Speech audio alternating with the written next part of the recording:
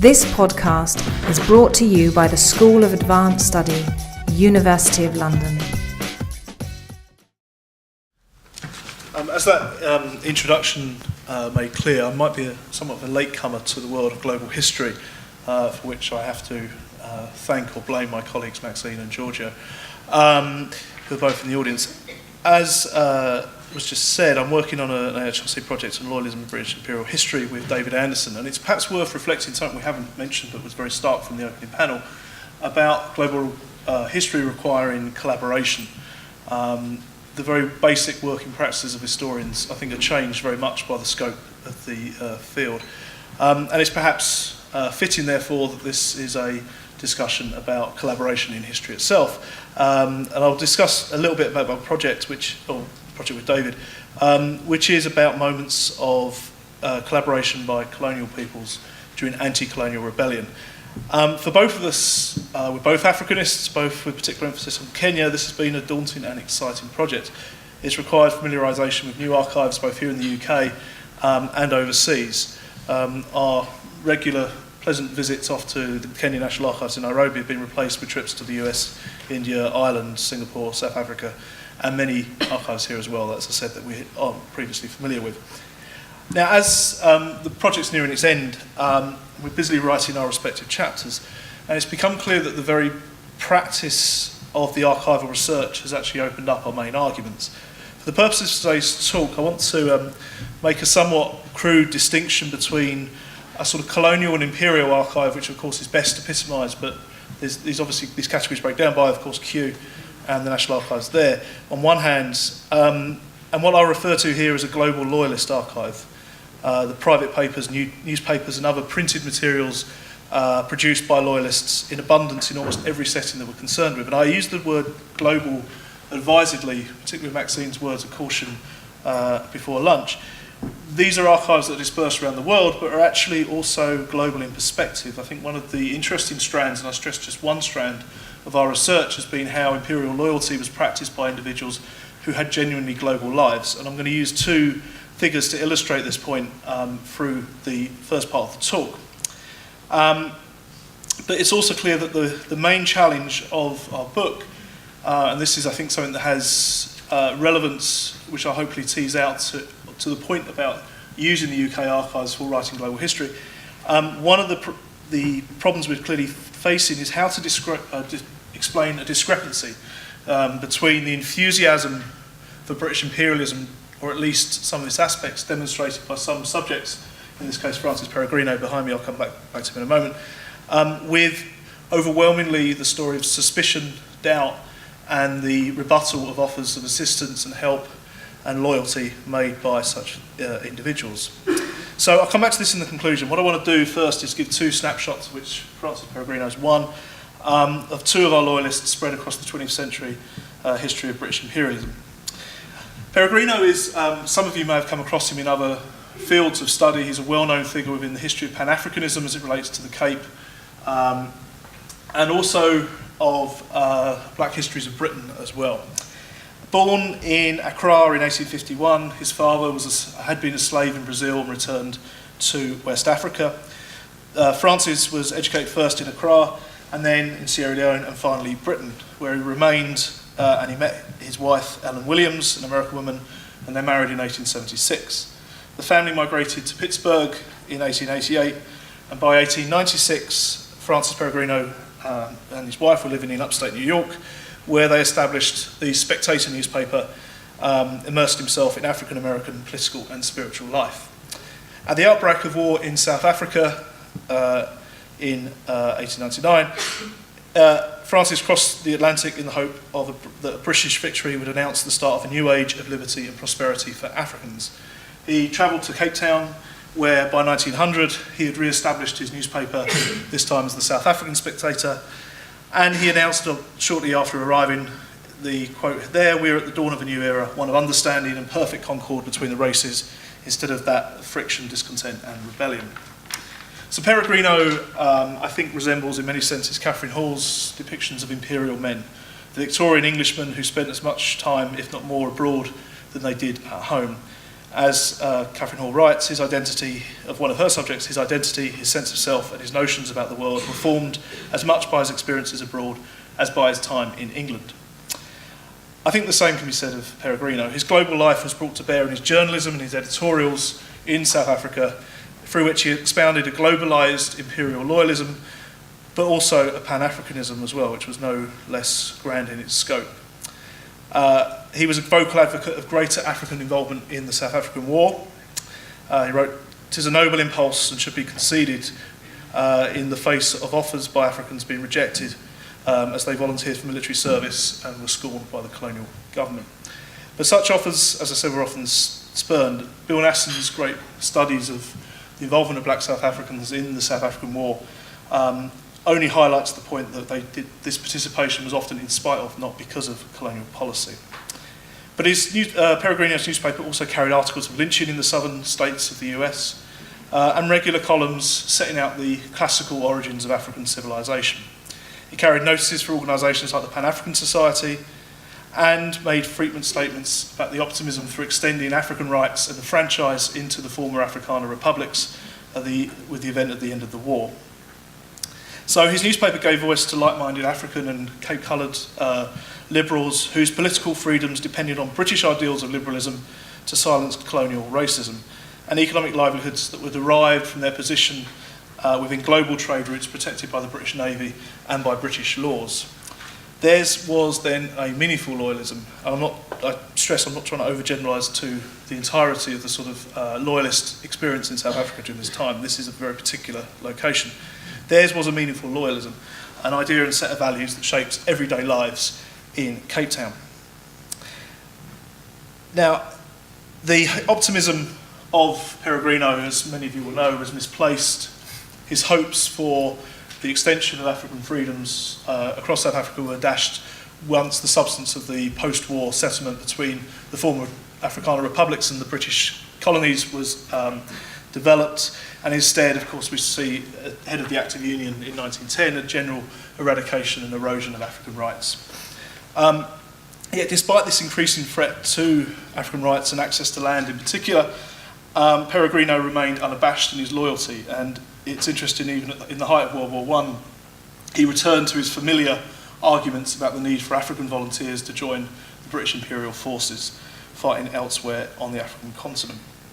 Now, I want to move on, and I'm happy to talk in more detail about questions about these individuals. I want to move to a very different setting in one sense, and this is post-Second World War Malaya and the context of the Malayan emergency from 1948 onwards. World War I marked the entry of this gentleman, Tanjung Lok, into politics as well. During the war, he joined what was called the British Chinese Association, a loyalist group containing members of the Straits Chinese community of Malacca, Penang, Singapore, all of the old towns of the British East India Company. But it was the Second World War and its radicalising effects on Malaya that really turned Tanjung Lok's world upside down. In the aftermath of the Japanese defeat, he and his fellow Straits Chinese found themselves, in his words, confronted by two potent perils, communalism and communism, which in their dire effects would be simply devastating to our lives, fortunes, and all that we hold dear materially, morally, and spiritually. What he meant by this sort of idea of twin threats was, of course, the communist insurgency, which was mainly based amongst the migrant Chinese population of the mainland Malaya from 1948 onwards, but also the efforts to consolidate British rule and then to reshape the future independent state by emphasising the role of Malay allies of the British in that process, which is a very extensive literature of which Tim Harper is, of course, the best chronicler of. So in order to confront both these challenges, Tanjung Lok fell back on what he knew best, loyalism to British rule. He'd been born into a Straits Chinese family in Malacca in 1883, and he wrote in 1951 how he'd been, in his words, pro-British all my life by conviction and from self-interest. But this was not loyalism for the sake of imperial rule. He believes sincerely that independence represented the best long-term protection against, as I said, these ideas of communalism and communism. He fought an inclusive multi-ethnic Malayan citizenship, providing, in his words, the equality of status and rights for all of those of different communities who regard Malaya as their homeland and the object of their single-minded devotion and loyalty, offered the best hope for the future. He thought loyalism rather than nationalism would provide the means for the defeat of the communist insurgency and give elite Chinese the leverage they needed in constitutional negotiations with the British in order to counterbalance the influence of Malay nationalism. And in sort of to do this, he played a key role in founding the Malayan Chinese Association in 1949. Now, for all its immediate focus on the immediate context, Tan Cheng Loc's loyalism was historically rooted in amongst the Straits Chinese. In this most cosmopolitan and globalised imperial entrepot, identities and allegiances had long been fluid and multiple. Loyalty to the British Crown was another useful one of many identities that Straits Chinese held in their repertoire. According to Lim Boon Keng, a British-trained doctor writing in the midst of World War I, British rule provided three things to the Straits Chinese community that demanded loyalty in return: justice, freedom, and fostering guidance. And in his words, these produced affluence and prosperity for the community. And I think these three benefits of imperial rule can be understood much more as meaning a common legal system that covered much of the Straits Chinese regional trading networks, free trade, access to British education, an open door to cheap Chinese migrant and Indian labour, and the encouragement to Straits Chinese capitalists and merchants to trade and invest in Britain's imperial possessions. The partnership between the two parties was, until the 1930s, a fruitful one. The British would scarcely have been able to enjoy the revenues from tin and rubber exports without Chinese capital, or indeed cheap labour drawn from around the wider region. When Lim wrote of, in his words, the British ideals of freedom and justice, he was talking about notions that had real meaning, as in Cape Town, on the dockside in Singapore, and in the mines of Perak in Malaya. These were ideals that kept the tin and rubber flowing out and the labour and money flowing in. But even before the war, Chinese loyalty was under stress. From the 1930s, as is well known. The British pursued what was known as a pro-Malay policy of rule through Malay sultans, which threatened to marginalise the likes of Tan Cheng Loc. One of the justifications for this was the increasing flows of migration from China into Malaya, and this equally troubled the likes of Tan Cheng Loc, who believed that the balance of power was shifting away from the Straits Chinese population towards the migrant Chinese and the political ideas that were being brought from mainland China into the Malayan Peninsula. So, as the emergency broke out, Cheng was anxious to take his loyalist message to the Malayan mainland, and particularly to the heartland of the insurgency, Perak. In April 1949, he, after nearly a year of the emergency put in place to fight the uprising, he tried to speak twice. He was actually attacked by a grenade the second time he tried to speak in a week in April 1949. The first time he actually managed to say, "Our future is uncertain and obscure, is precarious and fraught with peril." He warned his audience on the 9th of April that Chinese citizenship in the new Malaya was in jeopardy, as the new constitution that had been proposed at the time would make it difficult, if not impossible, for most Chinese to make Malaya their home. But protest against the colonial regime was not, he thought, the best strategy against this increasing pressure on Chinese citizenship in Malaya. Rather than dissent, cooperation, in his words, with the authorities on the side of law and order was his preferred strategy for protecting Chinese interests. Effective cooperation, he argued, required political unity and particularly the abandonment of the insurgency in favour of supporting the Malayan Chinese Association instead. Our critical situation and predicament has been since June 1948 further complicated and embarrassed by the insurrection of the Malayan Communist Party, most of whom are people of our race, though most of its victims among the civilians are Chinese. As I said, the same speech 2 days later was interrupted by a grenade attack. But even that only served to convince Tan Cheng Loc of the strength of his anti-communist stance. Shortly after the attack, he described communism as an ideology, quote, based on hate and violence and the enslavement of masses of the proletariat. I feel convinced that it will fail in China. Communism offers the people jam tomorrow, but never today. David Cameron was clearly a friend. Now, I've talked about these two individuals, and I'll come on to this slide in a moment. talked about Peregrino and Tangier Locke to give a sense of the material in this sort of global loyalist archive.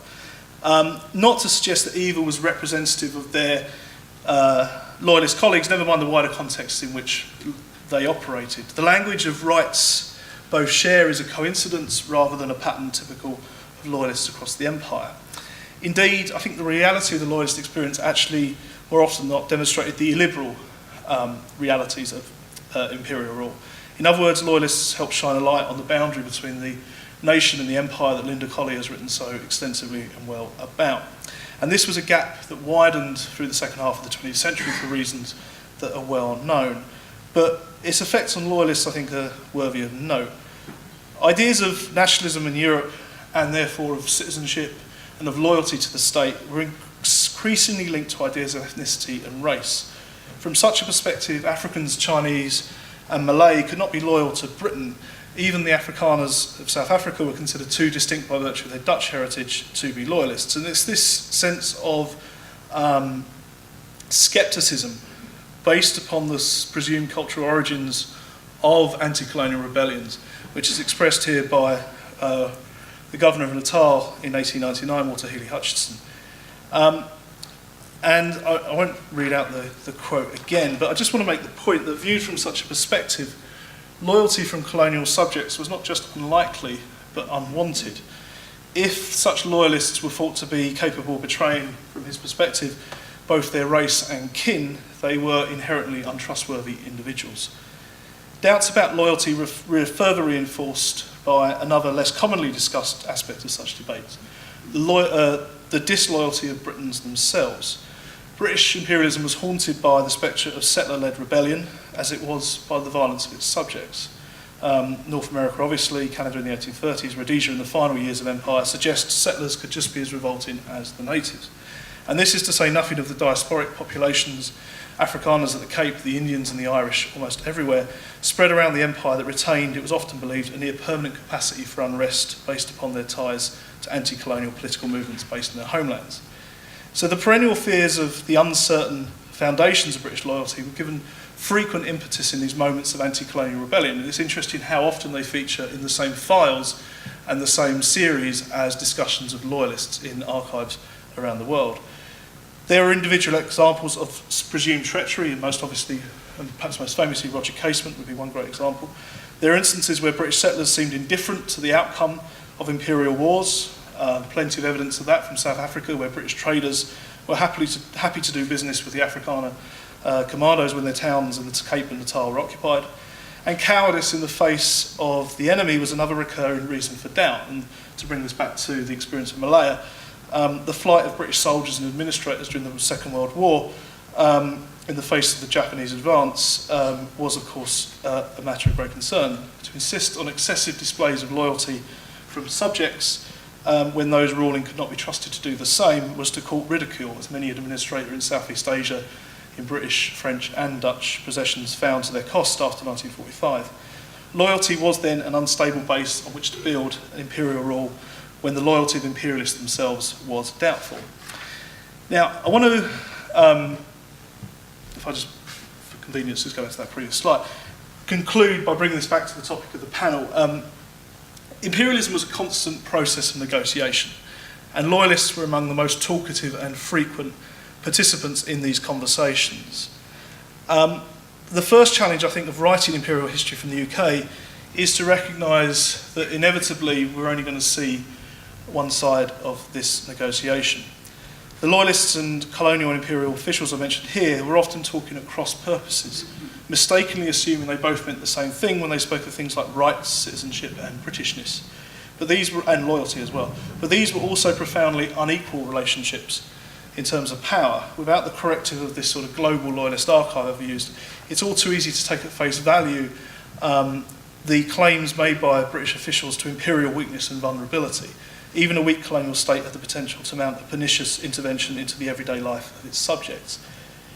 Global history from the UK archives is possible, and it's obviously to be encouraged, but it's particularly revealing of just one side of this projection of British power in the world. I think in its emphasis on connections, traffic and exchange, global history has the potential to flatten and remove discussions of power when it's, at times, I stress. And I think the theme of power can be all too easily lost in global history. And perhaps we have to be honest and accept that the UK archives is not perhaps the best place in which to recover it from. I'll leave it there. Thank you very much.